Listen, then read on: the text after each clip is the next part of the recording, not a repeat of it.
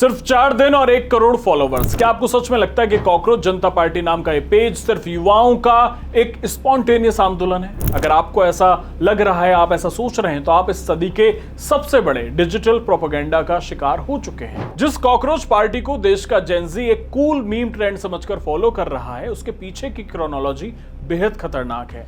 Cockroach party के पीछे कोई आम छात्र नहीं है, बल्कि एक शातिर पॉलिटिकल कम्युनिकेशन स्ट्रेटेजिस्ट बैठा है, जिसके तार सीधे बड़ी राजनीतिक पार्टी से जुड़े हैं। इस वीडियो में हम एक्सपोज करेंगे कि कैसे इस कॉकरोच के मुखौटे के पीछे सरकार को बदनाम करने और देश के युवाओं को भड़काने का एक टूल किट एक्टिव हो चुका है। कॉकरोच जनता पार्टी का फाउंडर है अभिजीत दिपके। सोशल मीडिया पर खुद को न्यूट्रल दिखाने वाला अभिजीत असल में आम आदमी पार्टी का एक पुराना और मंझा हुआ सोशल मीडिया वॉलंटियर है। 2020 के दिल्ली विधानसभा चुनाव में आपके लिए मीम बेस्ड नैरेटिव सेट करने का काम अभिजीत ने ही संभाला था।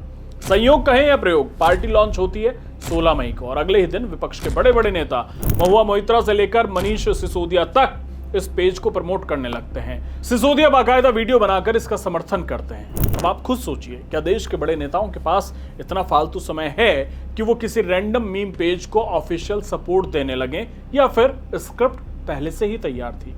इस प्रोपेगेंडा का सबसे खतरनाक हिस्सा है देश की युवा पीढ़ी यानी जेनजी, जिसे टारगेट किया जा रहा है। हमारी आज की युवा पीढ़ी इंस्टाग्राम पर रील्स और मीम्स के जरिए दुनिया को देखती है। इस बात को ये पॉलिटिकल स्ट्रेटेजिस्ट बहुत अच्छे से जानता है। देश में जब भी कोई गंभीर मुद्दा होता है, जैसे हाल ही में नीट यूजी परीक्षा के पेपर लीक को लेकर युवाओं में जायज गुस्सा था, इस गुस्से का समाधान ढूंढने के बजाय इसे सरकार के खिलाफ इस्तेमाल किया जाने लगा है। सीजेआई की एक टिप्पणी के बाद शुरू हुआ ये पेज पूरी तरह से यूथ सेंट्रिक है।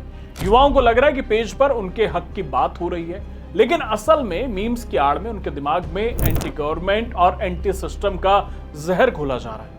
कूल दिखने के चक्कर में देश का जेनजी अनजाने में एक राजनीतिक पार्टी का डिजिटल मोहरा बन चुका है। अभिजीत खुद भारत में नहीं है, वो अमेरिका में बैठकर पूरा खेल रच रहा है। सवाल यह है कि जो इंसान खुद देश के सिस्टम से बाहर सुरक्षित बैठा है, वो भारत के युवाओं को सड़कों पर उतरने और व्यवस्था के खिलाफ विद्रोह करने के लिए क्यों उकसा रहा है? इस कॉकरोच पार्टी के जरिए देश की संवैधानिक संस्थाओं पर सीधा हमला करने की तैयारी है। डिजिटल मार्केटिंग की दुनिया का कोई भी एक्सपर्ट आपको बता देगा कि बिना किसी पेड प्रमोशन, बिना किसी बड़े सिंडिकेट या बिना बॉट फॉर्म्स के इस्तेमाल के महज 4 से 5 दिनों के भीतर 10 मिलियन यानी 1 करोड़ फॉलोवर्स बनाना नामुमकिन है।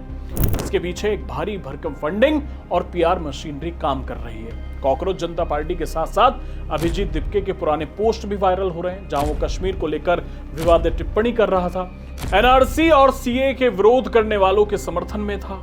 कई रिपोर्ट्स तो ये भी बता रही हैं कि अभिजीत दिपके पर अलगाववादियों को सपोर्ट करने के लिए केस भी हो चुका है। इसलिए अगली बार जब आप इंस्टाग्राम पर कॉकरोच जनता पार्टी के किसी मीम को लाइक या शेयर करें, तो एक पल के लिए रुकिए और सोचिए कि आप सच में किसी बदलाव का हिस्सा बन रहे हैं, या फिर आप आम आदमी पार्टी के एजेंडे को फ्री में प्रमोट कर रहे हैं। इस पेज को सपोर्ट करने वाले सारे वही इन्फ्लुएंसर्स हैं जो विपक्षी एजेंडा पर काम करते हैं। नेपाल की तरह ये लोग भारत को भी जलाना चाहते हैं। आप नेता केजरीवाल और कॉकरोच पार्टी की भाषा में भी आपको कोई अंतर नजर नहीं आएगा। और हाँ, अगर आपको लग रहा है कि मैं गलत बोल रहा हूं, तो आप इनके अकाउंट उठाकर देखिए और आप देखिए कि ये कॉकरोच पार्टी आम आदमी पार्टी के खिलाफ नहीं बोलती है।